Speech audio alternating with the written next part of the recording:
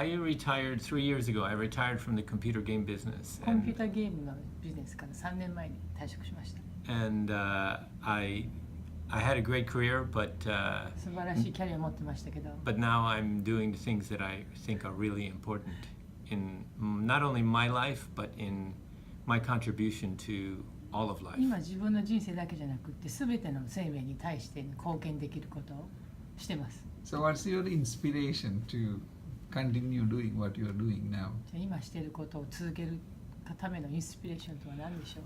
I don't, I try to understand the source of my inspiration now, but I'm like what's my inspiration for trying to end the use of carbon-based fuel, and it's just the right thing to do. まあ正しいことだというふうに感じる。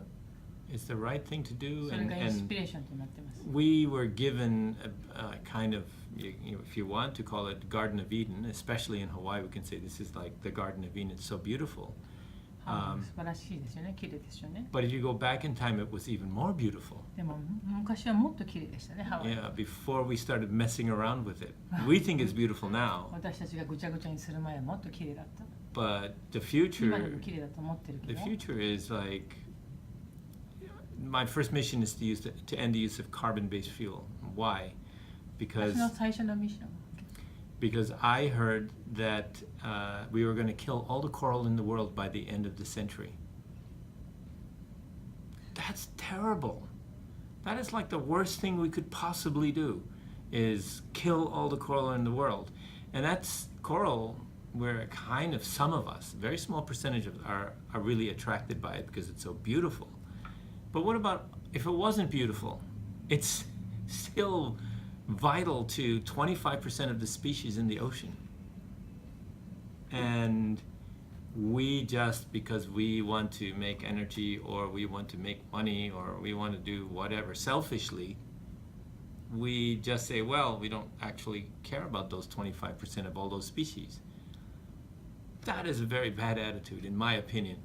And so we need to change that around. We can't just go around killing species because we can make some more money. What are you going to do with the money anyway? I mean, I say this to the people. What do you do with, there are people in this world who have so much money. I mean, it's like lifetimes. They would need 1,000 lifetimes to spend that money. And if they give it to their children, then they ruin their children because they never have to do anything because they can just like live off the money. It's like, I'm not giving my children the money. They have to work for it if they want money.